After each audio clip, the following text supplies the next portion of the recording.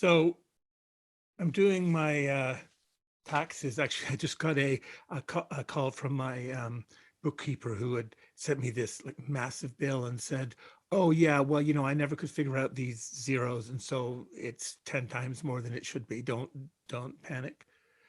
Well, on the subject of things of they're not everything being either death or taxes, I thought I'd read the beginning just to distract because I'm distracted. Read the beginning of the novel I'm working on, which is called "Death Writes a Novel," and it's narrated in the voice of Death. Maybe I should write a novel about taxes.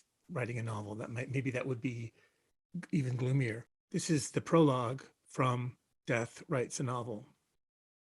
Here I am, Death, a sick man, a spiteful man, not an attractive man. I believe my liver is diseased. No, not in first person. That's a dead giveaway. I'll be devious and sly. It'll be about someone else. A beautiful man. Orpheus, maybe. Who wouldn't like that? Half God, half not. Jawline like the Parthenon. Abs like Rome. The big O. But I'll not have him get all jangly with some ancient Greek zither, busy bee fingers plunking as he warbles some endless dithyramb and hexadexis something or other. And not poetry. God, not that. I want readers, witnesses. Here I am. I'll make him a tall tale teller, a Scheherazade of the dark, all cliffhangers all the time. Successful, but washed up, to get the Schadenfreude vote. And funny, yes, a comedian, a stand-up, but he's crawled from a pit, a dungeon of despair, and lived to tell the tale. He's beyond shtick, awash in wisdom, just dripping with it. It'll be like they say, there's a wisecrack in everything. That's how the light gets in. Oh, that's good. The gods of the underworld will be in stitches.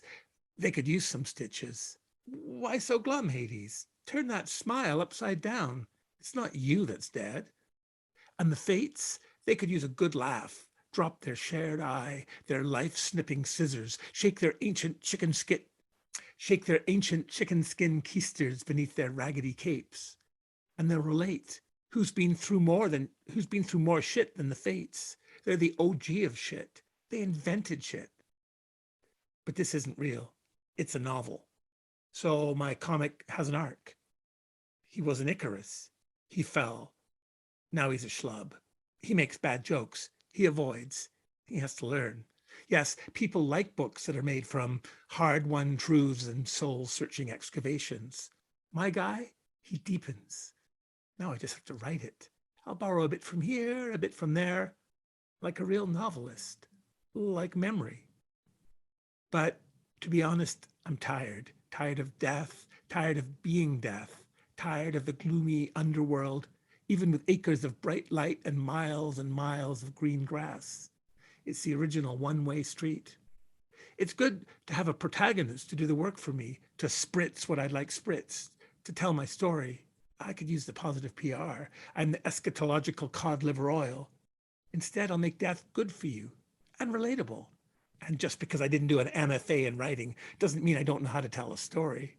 For instance, I'll add a dog. A good boy, not that mangy tick-pocked dog breath times 3 Cerberus. Maybe he'll talk, all humid and jowly, and joke. Nothing as funny as death telling jokes. Well, nothing as funny to me. It's delicious, dark and juicy, irony black as the armpit of the damned in Satan's sub-basement crawl space. Besides, the chuckle in the belly is the punch in the gut. What's a story for if not this? Self-discovery? Hell no, not for me. It's like looking at your butthole in a mirror. Who needs that? Novels are already enough about places where the sun don't shine. And my knee-slapping Orpheus? Don't think I'll have him begging again for his diaphanous sweetie, bitten smat dab on her perfect white ass by that snake on their wedding day. I won't make that mistake again. And besides, it's enough with the smoochy stories. As if we don't have anything else to think about. As if death has time to get all broken up about the marital dyad, the heteronormative coupling of convex and concave. Maybe my O will do something for me. It's my story, my party. I'll get him to bring back a present for me, a golden something or other, apples, springtime, bits of sheep. I went to hell and back, and all I got was 20/20 hindsight. No, I'll send my guy below to yuck his persuasive yucks and return with my poor lost boy. The real hero of this, my little Grigory. Even death grieves. Of course he does. He was my son, and I lost him.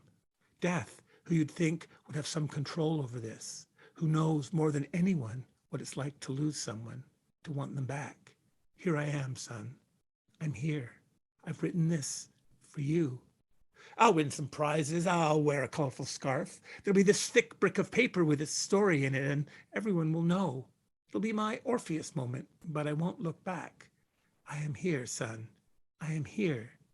Even death needs to be heard. Thanks for listening.